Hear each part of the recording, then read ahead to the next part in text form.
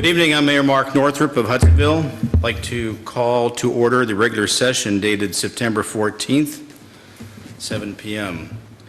Would everybody please rise for the Pledge of Allegiance?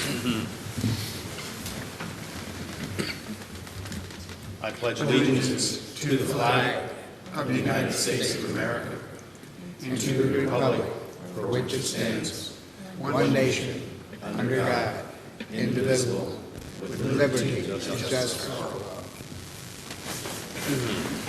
Thank you. City Clerk, call the roll, please. Commissioner Bullheis? Here. Branson? Here. DeVray? Here. Larrar? Here. Radderink? Here. Steginga? Here. Mayor Northrup? Here, thank you. Now we'd like to have a moment of silence. I believe Commissioner Larry Branson will be I'll give us a prayer. Shall I pray? Father, we thank you, and we come to you, and we thank you for the bounty and provisions that you provide for us. We thank you for the freedoms we enjoy in this country. I pray that you will continue to protect our officers, our firefighters, and our safety personnel, keep them safe, and pray for our staff as they continue to work to make this city a great place to live and improve our quality of life. Pray that you will give us wisdom and understanding the topics that we discuss this evening. In your name we pray. Amen. Thank you, Larry. Now is the time for public comments. I'd first like to recognize our newest city employee, Andrea Rebenow, our HR administrator. You've been with us now, what, 2 weeks? This is week 3. This is week 3. Well, thank you, Andrea, and please approach the dais, and you can maybe introduce yourself to the team. Yeah, so I've met a couple of you before, but my name is Andrea Rebenow. I've had quite a bit of experience in HR, private sector, but this is my first public sector HR position, so I'm excited to learn and grow, as well as bring in some new systems and maybe review some policies and stuff for the city. So it's nice. And Andrew, you're also the assistant city clerk, so I understand you've been busy studying how to hold an election. Yeah. And you're not in California tonight. Jill's keeping me a little bit busy. That's okay though. I'm excited to kind of learn how that process goes too. So happy to be here. Thank you all. Any questions or discussion from the commissioners for Andrea? Welcome. Welcome. And I had the opportunity to be part of the interview team, and I enjoyed doing that. But you did a fantastic job on that as well. So, welcome. Thank you. And I'll just say, Andrea's jumped in, hitting the ground running. We had a new hire right immediately when she started, and she was instrumental in kind of helping us through finding better ways to do that process and the whole interview process and the science of that. She was very helpful in that. So I think just very, very invaluable to the organization. Getting our HR department was always good, but there was a lot of room for improvement, and Andrea's going to bring a lot of knowledge and skill sets to the table that are going to help us get there. So we're really pleased to have you. You're doing a great job. Thank you. Thanks, Andrea. We have one other person here from the public that chooses to address the commission from the Ottawa County United Way. Patrick of United Way, please approach us and give us your commentary. Good evening, everybody. Thanks for having me in tonight. It's a real pleasure. Would you be my clicker? That's awesome. I used to carry around this laser pointer, but it doesn't work on TV. Doesn't work on the TVs. My name is Patrick Moran from United Way. I've got to commend you, Patrick. This is a full table today, and I speak at a lot of councils and commissions, and there's usually a lot of empty chairs. So congratulations on getting everybody out, especially on a September night. So we're going to talk data today because I know you all love data. It's my passion. I'm a data geek, and at United Way we do 2 major Ottawa County reports. One is the community assessment that you may have seen. Hopefully you've read it cover to cover. And the other one is every 2 years we do an Alice report, and I'm here to talk to you about the brand new Alice report. If you could click for me. First of all, who's heard of Alice? Oh yes, I love it. ALICE is an acronym for Asset Limited, Income Constrained and Employed. The group that prior to the ALICE acronym we called the working poor. People who are working in our community doing important jobs but unable to make ends meet. There was more month than there was money. You can go to the next one, thank you. ALICE started in Rutgers University's United Way, which was, I believe, New Jersey, I think that is maybe, something like that. And they said, we need something that's better than the poverty level to report data on. The poverty level was created in the 60s. It was based on trying to find an average between Hudsonville City and Manhattan and New Orleans and Ferrisburg. And it's not a great average when you try to find one number that fits those things. So what they did very intelligently and unfortunately very expensively, data is expensive, they went into each municipality and figured out what does it cost a single person to live there? What does it cost a double income, no kids? What does it cost a family of 5? What does it cost a single mother? They looked at daycare per municipality, housing, and then they compared it with the wage, which is a much better way to determine who's struggling, who's likely to struggle, than the poverty level. Next slide. You can see from that slide there that we've gone to about 30 states in the US that have their own ALICE report now. This is what the ALICE report can do for a community. Figure out who's struggling, determine where they're most likely to be living by municipality and zip code, identify barriers to them achieving what we call the ALICE threshold. The ALICE threshold is what you might call the livable wage. Based on my family type and what municipality I live in, this is what I need to earn.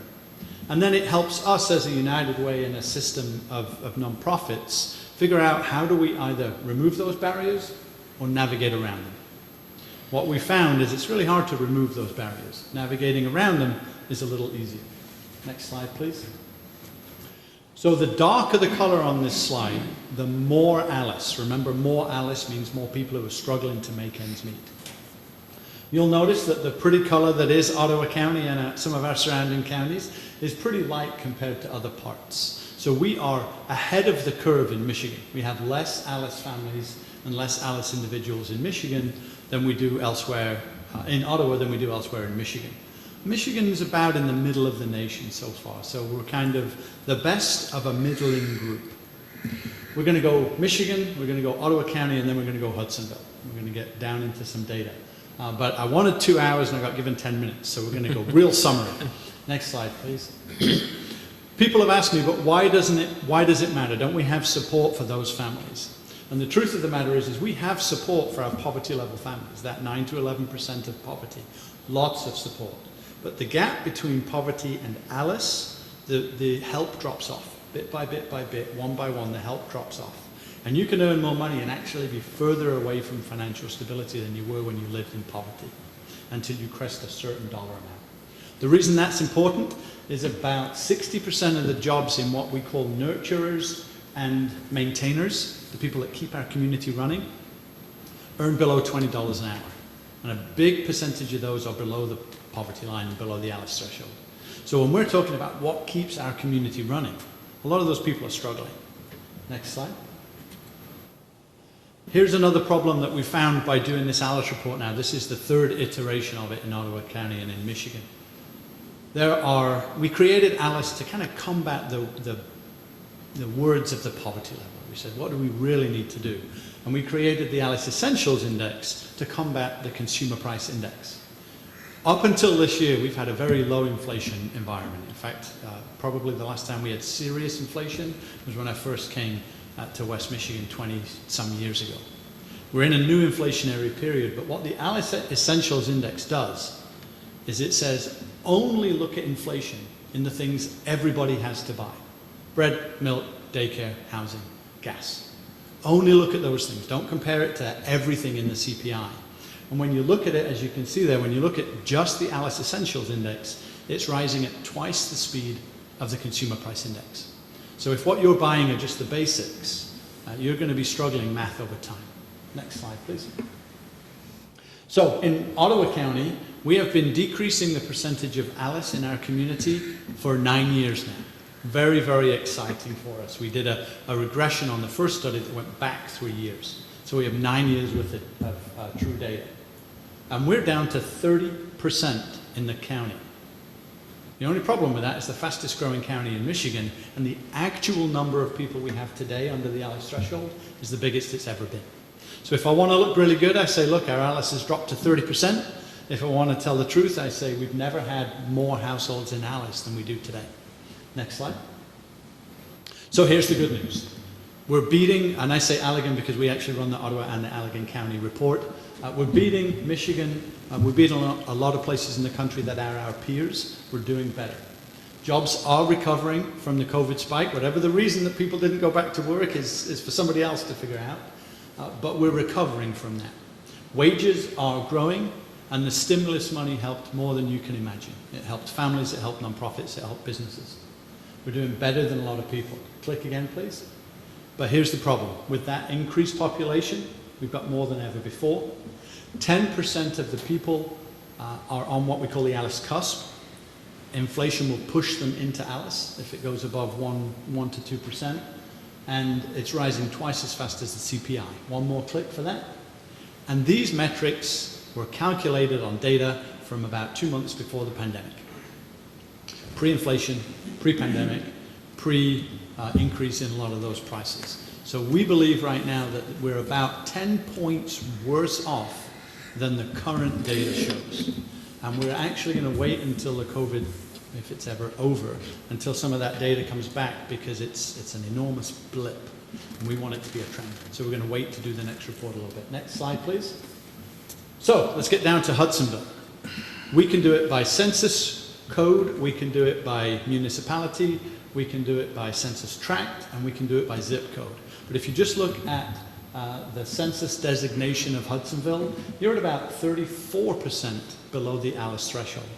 So what you actually have is a lower percentage of people below poverty line than most communities, but about the same amount of people who are struggling to make ends meet. And that's based on the cost of living in town against the wages in town. Next slide, please. But averages don't tell the whole story. So we love to disaggregate the data and look a little bit deeper.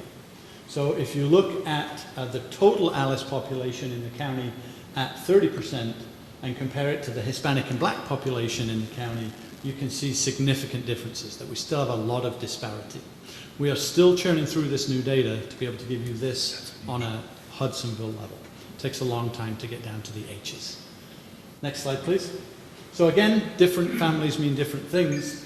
So right now, a married couple, both working with kids, is actually the most stable family type for this community. And under 25 years and single female head of household, single moms, are the most likely to be at risk.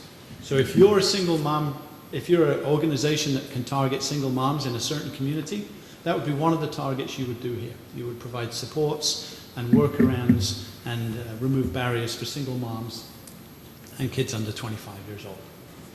My 25-year-old went to high school, graduated on time, got 4-year college, graduated on time with a business degree from Weston, came out, started working for Stryker, and within a year moved back home because he couldn't afford to live in Grand Haven, just as we downsize. Next slide, please. So here's the issue. Hudsonville is an amazing place. Ottawa County is an amazing place. It's got a lot of good businesses. It's got a lot of good things going on. Hudsonville is it, right? I mean, it's a great place to be, and so is Ottawa County in Michigan. But if you earn between $12 an hour and $17 an hour, you are likely to struggle anywhere in Ottawa County. We know what's happened to housing. We know what's happened to the price of basic necessities. We know what's happened to the price of childcare. It can be 30 to 40% of your income. So if you're paying 40% of your income to housing, 30% of your income to childcare, so you can go to work, there's not a lot left. Next slide, please. The reason this is important, and we're coming to the end, I want you to go on to unitedforalice.org and get deep into the data, but for tonight we're just giving you a summary. The reason this is important is we're starting to hear from our business owners that their stable, productive workforce is struggling to be a stable, productive workforce. There's a lot of people jumping ship for 25 cents. There's a lot of people not coming back to work. There's a lot of people living so far away from where they work to be able to afford to do it that it's incredibly counterproductive to being able to afford to do it. And I know that this group has worked on transportation. I know you've worked on housing. Patrick and I worked together on a lot of things at United Way. Thanks for sharing him. I love that. But it's tough. Right? We've been working on housing for 15 years, and I wish I had a solution for it. We've been working on regional transportation for longer than that, and I wish we had a better solution for it. But if we want to grow and thrive as a community and as a county and as a state, we have to solve for how to let these families be stable, productive workforce. Next slide. Just a couple more. Here's what we're doing about it. We're going a top-down, bottom-up approach.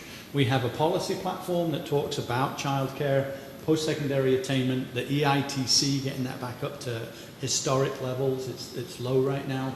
And Michigan 211 as a way to connect people to the services that we provide. And then the next slide goes bottom up, that we're working with nonprofits to strengthen capacity, to target individuals where we know they're struggling and the type of families that we know that are struggling.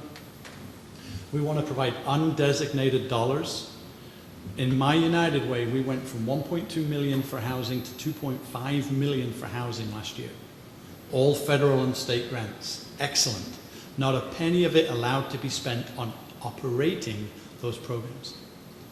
So my undesignated dollars said that you had to do twice the amount of work, twice the amount of investment, twice the amount of housing stuff with exactly the same amount of overhead. That's tough to do. And that's happening across the board with all of those funds. The funds are coming through. There's a lot more federal and state money than there used to be, but it's not for operating, it's all designated. So we're trying to help agencies get undesignated money. We're trying to provide unlikely partnerships, collaborations. We can't do it alone, our partners can't do it alone. I'll hazard a guess that you probably can't do it alone, right? We can work together on these things cross-segment. And use that data. Use the data that's in this report, in our community assessment, in your health department's assessment, in your own assessments, to target, because there's still not enough money to go around. So let's target those that are struggling the most. And I think the last slide is, let's spend 10 hours on it, even though I only had 10 minutes with you today. Go on to unitedforalice.org. You can do your own studies. You can look at Wi-Fi access by Alice in Hudsonville. You can look at library access. You can see some transportation overlays. You can look at all of your neighbors and see who may be doing something that we're not. The reason I share Alice with you is so that you know that we need a strong, vibrant working community, and they are struggling if they earn less than $18 an hour, almost guaranteed. I'd love to take 3 hours of questions now. I'm a data geek. I could stay here all night, but I see you have a full agenda. Is that $18 an hour for just a single individual or a family? Or? Yeah, the reason we come up with the $18 is because people always say, how much do you need to survive? And it actually changes per family type. So that $18 is kind of the average. If you have a double income family and you're both earning $18, you're going to probably be okay. If you're a single mom and you're earning $18, you're probably not going to be okay. So it does range between probably 15 for a couple to probably more than 20 for an individual. Yeah, unfortunately, we're being pushed into housing that we wouldn't even want to rent normally, but it's the only thing available. Childcare, the same thing. It's the only space I can get in if I didn't put my name down 4 years ago is 5 miles that way, and I'm going 5 miles this way. So it's an expensive proposition to be a young family in any community. It's not a Hudsonville problem, it's a Michigan problem. It just happens to exist in Hudsonville as well. Great question. Any other questions or discussion from the dais for Patrick? Patrick, on behalf of Hudsonville, keep up the good work. We appreciate your attention to detail. We know we need better transportation system and affordable housing, not low-income housing, but what is called affordable housing for our workforce. And if we don't have that, we're not going to grow as a community. Who's going to change my bedpan, quite frankly? Mm-hmm. Because having worked years in the factory, it pained me to see our employees drive 20 miles from out in the country in a beat-up vehicle just to get to work in the snow. And we see that routinely in our community now. And everybody's struggling to find the workforce because of it now. Yeah, we're seeing both sides of it now. Every corporation we go into and is saying we can't get people. One of the, you mentioned transportation and housing, which we're working on both of those initiatives in the city, and one of the more recent developments with Ryan Kilpatrick is working on with Senator Victory is there's legislation on the floor right now that would introduce a tax credit for an employer that contributes money to a local housing project that would go to support workforce housing. It's a 50% tax credit. So if Royal Technologies put in $1 million into this fund, that would help develop a housing project in the city that Royal employees could work at, he would get a $500,000 tax credit. So there are some things like that because we're trying to make those connections between the employers saying you guys have to be part of the solution on this. Housing Next, which Ryan works at, he's actually a United Way employee. So it's a United Way partnership. Great. I really appreciate your willingness to listen. Not everybody will, so thank you.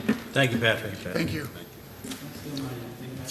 Moving on to, first of all, is anybody else here from the public that chooses to address the commission? Seeing and hearing none, we'll move on to the consent agenda items. There are 4. Minutes of City Commission regular session dated August 10th.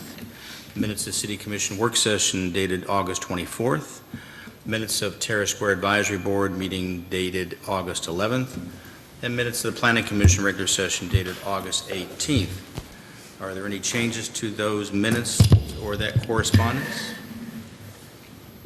I did identify a couple for the clerk earlier today. Are we good on updating those changes? Okay. Yep. Very good. Hearing none, I'll call for a voice count. All those in favor of the consent agenda items, say aye. Aye. All those opposed, same sign. Thank you. Consent agenda items carries. Moving on to new business, public safety. First up is the chief, and I think, are you speaking for all 3, or are you, I mean, every... Here, let me get my billfold, chief. Good evening. Good evening, chief. Yeah, I bring you greetings from a very wet Hughes Park, too. How was it going? It was very busy. Yeah, during the rain, people left, but when it got done, a lot of people returned, so. You didn't run out of hot dogs, did you? We have not, so we're gonna have some lunch here in the next few days. We all like hot dogs. All right, yeah, my report for you.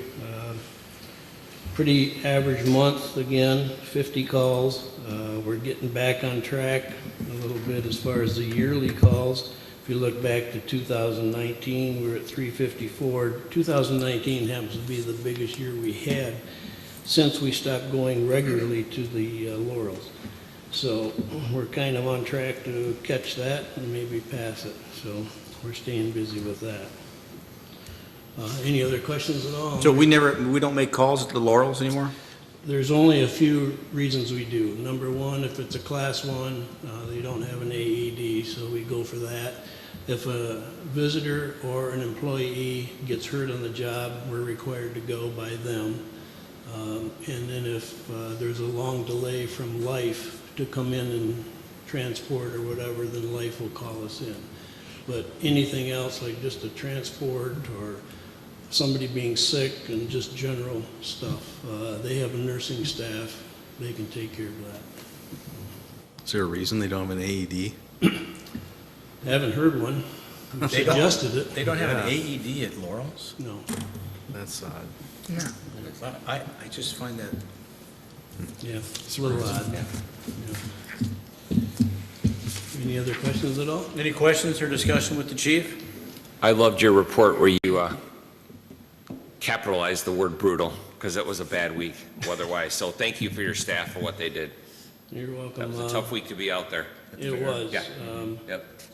We had one fireman that was thinking ahead that brought a couple fans, so that helped, but it was a very brutal week. Normally you get 1 or 2 days like that during Fair Week, but this was the whole week, and it was nasty. We had probably 9 medicals, and they're all heat-related. So, but I guess that's the best of the worst. It could have happened. Well, thank you to your staff for what they did. Thank you, I will. Anything else for the chief? Thank you. Keep up the good work, and make sure you thank your team from the commission. I will, thanks. Moving on to the sheriff's department, saying that the saying the sergeant isn't here. I think we just put up the the memo, the monthly reports. I think one item of note is that the new sign, speed sign, has been installed by Sergeant on Van Buren. Have you seen that, Phil? Oh, yeah. And Oh, what's your feedback? It's working, it's grabs your working attention. very well. Yeah, it even caught me. I was doing 26 and I slammed on the brakes. So, Yep, it does grab your attention.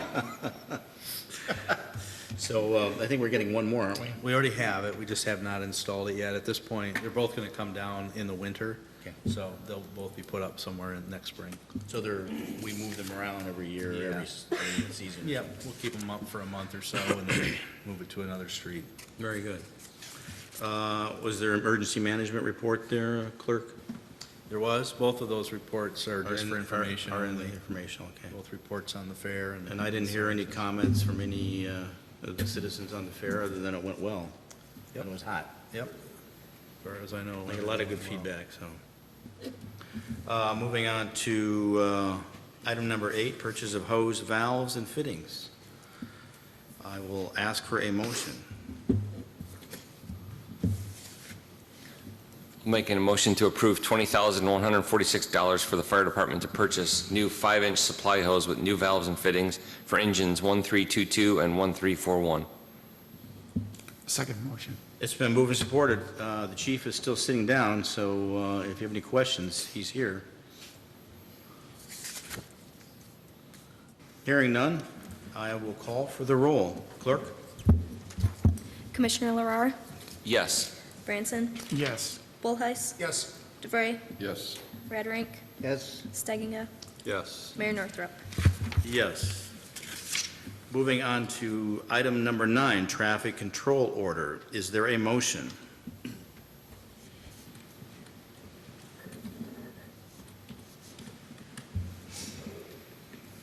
Don't be shy, folks.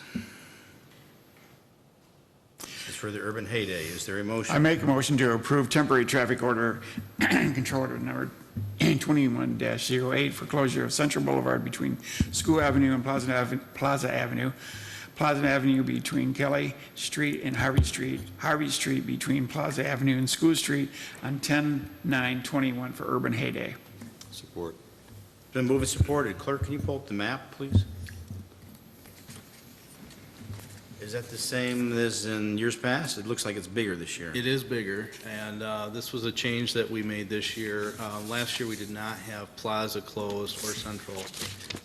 We had Harvey Street on the west end closed. And the reason we're doing it is there's always been kind of a disconnect between the Terrace Square area of the event and the Gemmons parking lot, where people had to walk and along the sidewalk, and so there's two kind of activity zones in Urban Heyday. And we actually had to put a string up with some pumpkins on it to guide people down the sidewalk. So the suggestion was made, let's line Plaza Street with all of the vendors. So the vendor booths will connect the two activity areas and make it much better in terms of connectivity. The downside of that is that was the route we used for the hay rides. So the hay rides are now going to be a bigger route that basically encircle the entire downtown area. So the hay rides are going to be longer. Moms and dads get a longer break. We are a little worried about the lines, because with a longer ride, you're going to have longer people waiting for there to get on, but we're going to work through that. So overall, though, we think it's a good improvement. Just requires some different street closures than what we did last year. How many people were we expecting? Last year we had, what, 2,000? Yeah, more than that. I think we had close to 5,000 or 6,000 in the downtown through that event. So if things are continuing on the pattern that we've seen with this year's events, we would probably see that again. The plaza owners and Gemmons, they're supportive, and They're very supportive, and many of them are sponsors in the event. any questions or discussion from the commission? That's a great idea. No. It's well done, and hats off to your staff, and we're looking forward to it. Hopefully they have enough support to staff everything right now, so. Yeah, and we're going to have, as I mentioned, Andrea has already got a hire. We've got a new events coordinator that's coming on the 29th, 2 weeks before this event, so she'll be there to help navigate this as well. But this will be an all-hands-on-deck event. This is our biggest city event that we do. Can the commissioners volunteer?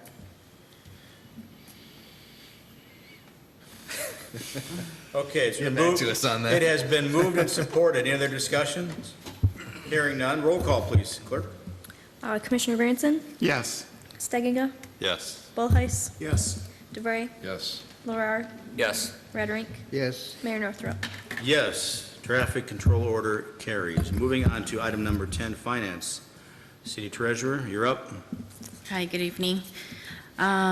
Same set of reports, just for new fiscal year. So we'll start with July. For revenues, I'm comparing the activity for July to the budget revenues for the whole year. So we're at 20% of that. And for expenditures, we're a little bit higher at 29.85%. The next report will go into the summary. So we brought in $843,506 for the month of July. That was mostly property taxes. Revenue to date comparison, it's not very helpful this month just because it's the same. We only have 1 month of activity there. Kayla, any reason why that July was so much higher than past years? I think people were just anxious to pay their property taxes. I don't. But we actually had our printer deliver them on June 30th, and there were some people coming in on June 30th when our system can't accept them for last fiscal year. So we actually had to turn people away on June 30th because as soon as they got their mail, they came to pay their taxes. So that's the only explanation I have at this point. Anxious to get out of the house, I Yeah. guess.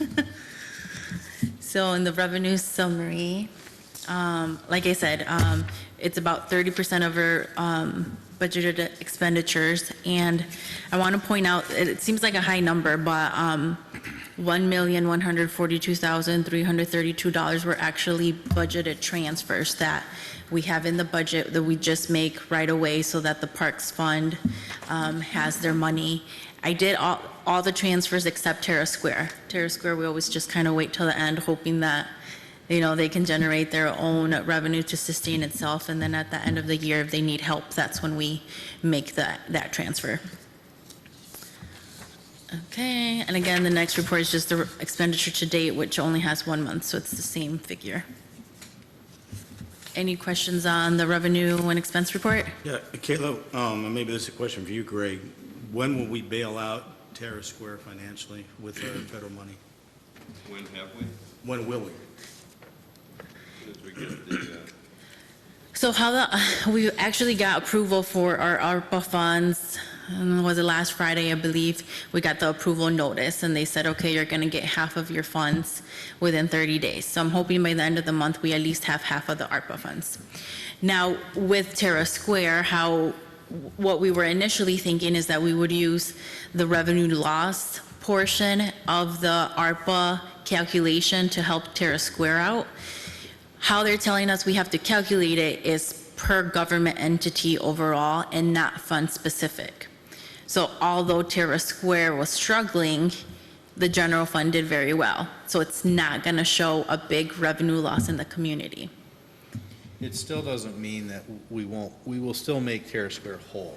We're just going to be making it with general fund money instead of ARPA money.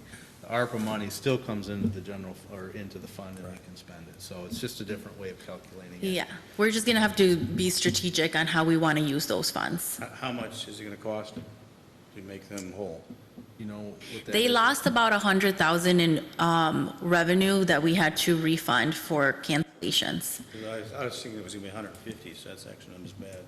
Yeah, and we're having the audit done this week, so I'll know final figures on that hopefully soon. So I don't think it went all the way up to 150 because it's hard to try to calculate that because, of course, you're trying to say how many weekends did we not book that we could have booked that we didn't actually refund. So, we just have to be strategic on how we plan to use that money and how we make all of our funds whole.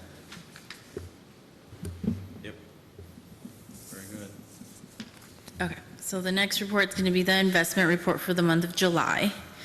The new investment that we had is highlighted in green, and that was invested with First United Credit Union.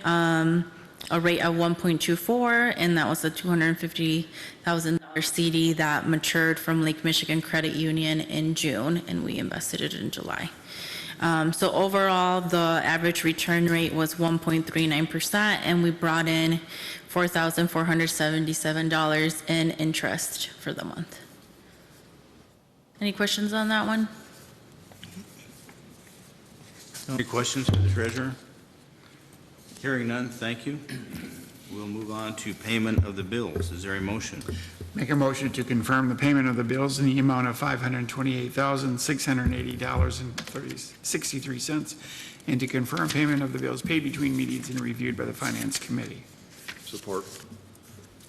Moved and supported. Is there any questions for the Finance Committee or the treasurer? I have a discrepancy in that number. Am I looking at an older agenda? Was that number updated from the, I've got 528, 250, 180 on my packet that you sent out, Jill. There was an updated agenda. There was an I not updated one? opened the right one. I just want to make sure we got the right amount. The one that's on the screen is the updated one. Okay, Yeah. Thought I, thank you. So was the motion for the one off the screen? Correct. yeah. So the motion is correct then? Yes. Any other questions or discussion? Hearing none, roll call, please, clerk. Commissioner Branson, Yes. DeVray, Yes. Bullheis, Yes. Farrar, Yes. Rederink, Yes. Stegginga, Yes. Mayor Northrop. Yes, pay the bills. Moving on to item number 12, ACH funds distribution. Is there a motion? Make a motion to confirm the funds distributed via automated clearinghouse in the amount of $4,865,989.25, which are distributed between meetings and reviewed by the city manager. Support. It's been moved and supported. Any questions for the Finance Committee or the treasurer? I just want to point out, the number's really big compared to our normal amount. So 4.7 million of those disbursements were actually property taxes to all the taxing entities, because we're usually about 100,000 just for our normal operation. So it's all because of property taxes. So this is basically the annual distribution we do. Pretty much, yeah, because this is August, that's when property taxes were due. So again, we get a big rush of everyone paying in the due date. So you'll still see tax distributions pretty much throughout the end of the year, but they'll be way smaller than these. I would think most of that goes out of county and the schools, probably. Yeah. Any other questions or discussion? Roll call, please, clerk. Commissioner Branson, Yes. DeVray, Yes. Bullheis, Yes. Farrar, Yes. Rederink, Yes. Stegginga, Yes. Mayor Northrop. Yes, make the distributions. Item number 13, budget adjustments, 1 through item 35. Motion to adopt the 2021-2022 budget adjustments numbers 1 through 35 as drafted. Support. It's been moved and supported. Do you want to address any of this at all or to speak to it? Yeah, we usually don't have budget adjustments the first quarter of the new year. And right now, it might seem tedious because it is a lot of small amounts, but I do it just for transparency and so you guys know why we're moving money. But basically, with the new HR administrator, we did have to create a new department so that we could charge things to. And in order to do that, we had to make an adjustment to the budget so that we could move funds that were pretty much originally in the clerk's department that were dual clerk and HR solely to HR so that Andrea will have money to spend accordingly. So pretty much you'll see that that's what 1 through 31 are. It's just movement of those funds. The other funds are just projects that were approved for last fiscal year that didn't get complete. And so I'm just moving the remaining money that was already budgeted and approved last year that wasn't spent to this year because we're going to spend it this year.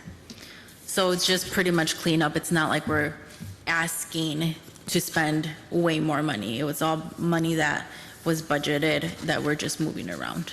And the big one is the construction for Van Buren, that building resurfacing. That was number 33. Right, yep, so they didn't really, it delayed and it didn't really get started to this year, so we're just moving it, yep. Any questions for the treasurer? Hearing none, there's a motion on the table. Roll call, please. Commissioner Branson? Yes. DeVray? Yes. Bullheis? Yes. Larrar? Yes. Rhetoric? Yes. Steggingo? Yes. Mayor Northrup? Yes, thank you, treasurer. Moving on to item number 14, administration, appointment of city clerk. Groupman. Is there a motion? It's on the personnel committee. Motion to appoint Jill Gruppen as city clerk for the city of Hudsonville. Support. It's been moved and supported. Any discussion on this? This is your last chance, Jill, to Last maybe chance to back out? change your mind. I don't No. think you will you? No, Okay. I'm good. It's only 14 years later, but it's good. Any questions or discussion from the commission? Very well, let's have the roll call by the clerk. Commissioner Steggingo? Yes. Bullheis? Yes. Branson? Yes. DeVray? Yes. Larrar? Yes. Rhetoric? Yes. Mayor Northrup? Yes. And I would just note that Jill has already been sworn in. She was sworn in by Diana before. Yeah, so there's no, we don't need to do that. We just need to go through this formality of formally appointing her. Unless you guys want to swear her in again for ceremonious purposes, but. I can get the book. Well, thank you for joining the city of Hudsonville, Jill. Thank you. And we're looking forward to a long future with you here. Me too. Moving on to item number 15, recodification of city codes of ordinances. Is there a motion? Make sure we read it off the screen, by the way. I make a motion to authorize the city clerk to begin the recodification of the Code of Ordinances through Municode for the total project cost of around $16,175 spread over the current and next fiscal years. That is the old one. Read the one on the screen, Gary. The amount. This. Okay, motion to authorize the city clerk to begin the recodification of the city code of ordinances through Municode for a total estimated cost of $12,325. Support. It's been moved and supported. Patrick, you want to give us a quick update on this, just so we all, Yeah. I know there's a And memo Jill, there. chime in on this. This is a complicated proposal to understand, and the reason it's complicated because we were debating on whether or not we wanted this process to include the current zoning ordinance, which would have been more expensive, or should we just wait since the zoning ordinance is getting updated, and we'll include that as an appendix later. But Jill's memo explains why we're doing this. It hasn't been done in 30 years. Our ordinances need to be looked at to make sure that they're up to date in compliance with state law, just to make sure that everything is legal. in And the today's people that do standards. this, they do it for a living. They're attorneys, and what they're going to do is they're going to go through a legal review, and they're going to say, this all needs to change. That goes to our attorney, and our attorney will say, yep, we agree with that, and then they'll go through and go ahead and make the changes. And once everything's done, it gets reformatted and redocumented, and we all have new code that goes on the website. But Jill's memo had kind of the breakout of the fees. The first is that legal review, then we go over that with our attorney. Then they go through phase 2, which is implementation and republication, which is basically making those changes. Then we added the gender neutralization of code. If you read the city code of ordinances under Jill's, under city clerk, it's all he. He signs it. He will do this, he will do that, so that should be gender neutral, and that's littered throughout the entire code of ordinances. So that's the basis for it. It is about a year process from when they start, so this will span 2 fiscal years. We'll approve the first part. We're approving the full amount, but what we don't know yet is when the zoning ordinance is done, we're going to come back and have that done. That'll be done on a per-page basis. I think it's 18 something. 1824. 1824 per page. So there'll be another fairly large fee to insert the new zoning ordinance into the code. Although that's better than the $20 per extra page for the actual code, so. Yes. But again, it hadn't been done in over 30 years, so well due. Well, I think it's good, good thing we're moving forward to this and clean up ourselves. I'm surprised there never was an issue with readiness, Redevelopment ready. redevelopment Yeah. ready. For some reason, it's not a requirement for yeah. them. Any other questions for Patrick or the city clerk? Hearing none, roll call, please. Commissioner Radrink, Yes. Steginga, Yes. Bullheis, Yes. Branson, Yes. DeBrey, Yes. Larrar, Yes. Mayor Northrop. Yes, thank you, city clerk and Patrick. Moving on to Department of Public Works. Item 16, replacement of the city hall vehicle. Is there a motion? Motion to authorize the Department of Public Works to spend up to $27,000 on a Chrysler minivan or comparable as approved by the city manager to replace the city's current 2010 Dodge Caravan. Supported. It's been moved and supported. This has been a topic of discussion for a couple of years at least, Patrick. I can't imagine anybody has any other questions or discussion on it. I just don't, I don't have any major discussion other than, I don't know where they're gonna find something for $27,000 that's anything better. yeah. I just was at Harold Ziegler the other day, and they had a 2018 Pacifica with 43,000 miles, and they wanted $39,000 for it. Yeah. We have done, we budgeted $22,000 for the vehicle. Our plan was to buy the Chrysler Voyager, which is the new version of the Town and Country. It's their base model entry-level van. Same design as the Pacifica, but just an entry-level. And that was, we could buy that through My Deal new at $22,000. The problem is you can't get it right now because of the whole chip thing. So Bob and I started talking and said, well, what if we look for a nice used vehicle, which the Pacifica can't, or the Voyager can't be found new or used because it's brand new. So we started looking at the Pacifica, and we found quite a few in that range for between $24,000 and $29,000. I think the higher up you go on options, you're going to be pushing that 30,000. So we're going to be looking for a nice base level Pacifica with low miles, which is how we bought the 2010 Caravan. So we should get a good price on the 2010 when we turn it in. We hope so. I really don't know. I know that that van is running on its last legs. There's lots of issues. It's long overdue of replacement, but we didn't do it last year because of COVID, and we didn't know what the budget implications were going to be, so we held it off another year.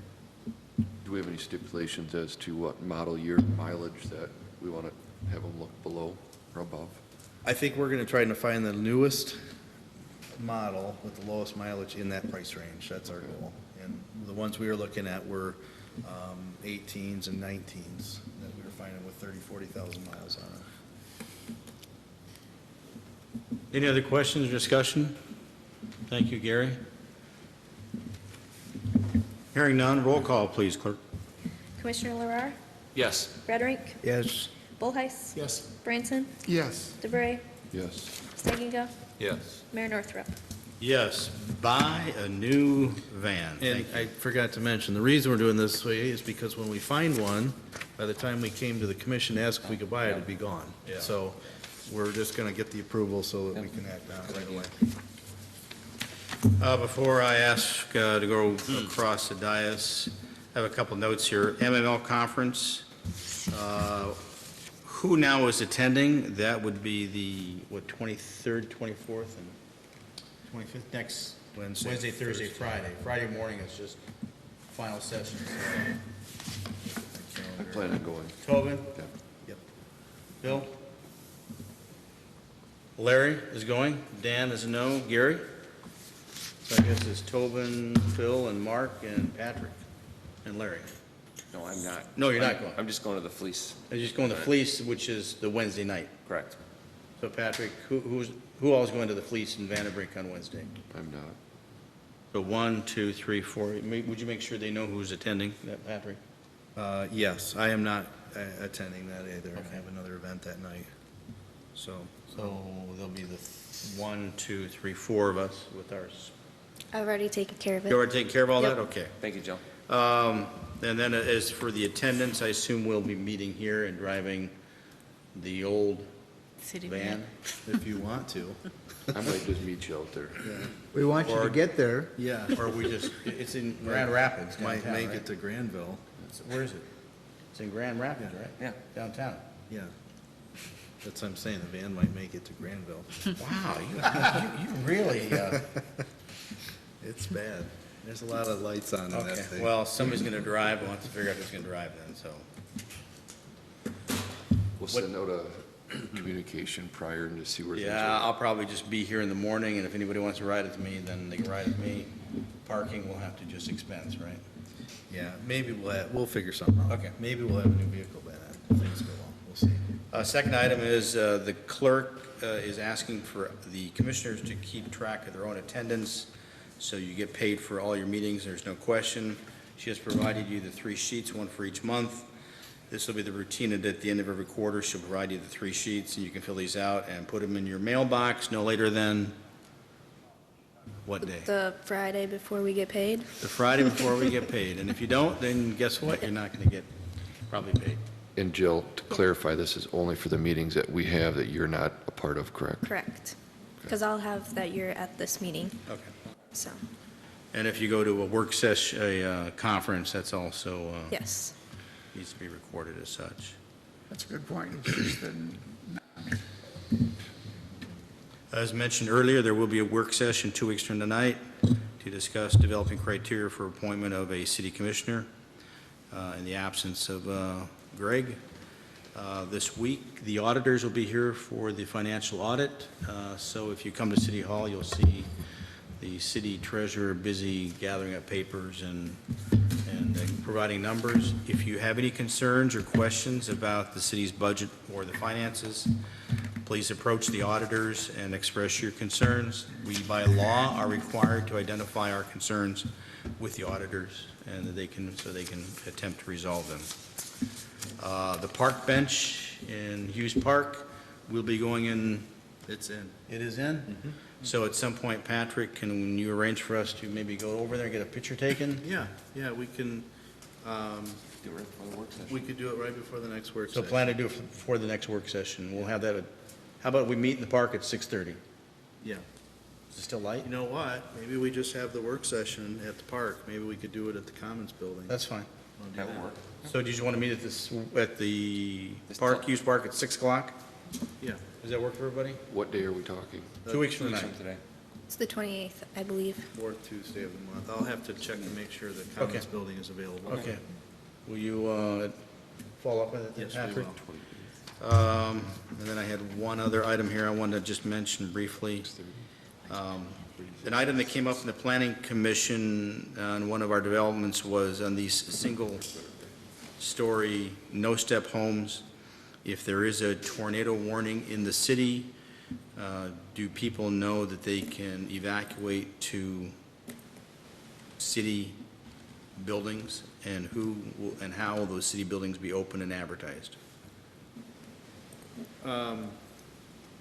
Well, we have City Hall and Terrace Square, I believe, are both identified as storm shelters for the community. You're asking how we would notify people of that in the? Yeah, I in mean, an do event? people even know that? I mean, is that something public? It's been publicized, it probably could be publicized again. We can do that in a newsletter if you'd like, or put that out on Facebook. I don't know, Chief, I'd like to hear from you on that. is there any merit to a sign on the building? What's that? I assume the sheriff's department opens the buildings, right? If we had an event like that, that would be something that would activate the EOC, or the EOC would be involved. I would think that we would make sure that Yeah, those. I was were open hoping and Dave available. would be here, we could ask I mean, him. we had the Terrace Square open for a cooling shelter just during the Fair Week. That was done at the request of Ottawa County, and we staffed that with somebody there. So in those cases that are extreme weather conditions, we'll make that available to the community and publicize that. Okay, we might want to think about some of the newsletter maybe, or I don't know, Yeah. something So to consider. Question about that. Terrace Square doesn't really have much of a basement, does it? It does have a basement. Underneath the front portion, underneath the workspace area. And it is a tornado shelter. There's a emergency. That's what I key. was talking about, in case it were a tornado situation. Yeah, we have an emergency key right outside the door there. Break glass in case of emergency. We've got one downstairs in the firing range. I think maybe Dave Dahl should be in on this, but he could also put a crawl underneath the TV when there's such an issue, and we could state there what buildings are open for people to evacuate. You know, the same question has come up for people in presidential estates. Where do they go? Is the high school open? I don't know. Might and it might not, but I don't. That's a question for Dave, and he's not here, so I was kind I'm of... not sure they have really good tornado facilities either. They might have basements, but I don't know if it's. That's something we should need to resolve with Dave when we get a chance. Yeah, I mean, in those cases where there's an imminent threat, you know, we're under a tornado warning and something's bearing down on the city, nowadays, we have a little more time to get that messaging out and warn the community, but in situations where it's happening, most people are advised to stay in place and seek cover and shelter to the greatest extent they can. But let us talk, we have a safety committee actually next week, so we can bring that up and discuss that there. In the past, we had signage that designates buildings. Yeah, I'm not sure. I know that, I think we talked about there being signage. I know there's a sign in Terrace Square. I don't know where it is, though. Okay, just, it's an item to look into when you get a Sure. chance. Before I ask for a motion to adjourn, we'll go down the dais, Tobin. I have one follow-up question for Jill. From a finance committee perspective, do I need to make note of that on the sheet anytime there's emails regarding the budgets? I don't, I was gonna say, Larry said that you do it twice. I think we get compensated for twice, even though we may get 2 or 3 a week or several a month. There's just a maximum of 2 per month that are compensated, if I recall. Do we need to notify you of that, or is that, No, I'll make a note of it okay? right here. I have one other comment in regards to the vehicle. If it's not white, can it not be blue? It should be green instead, right? I don't think it'll be green or blue. So, it's harder to find those colors anyway, so yes, All right. noted. Thank you. Pink Mary Kay.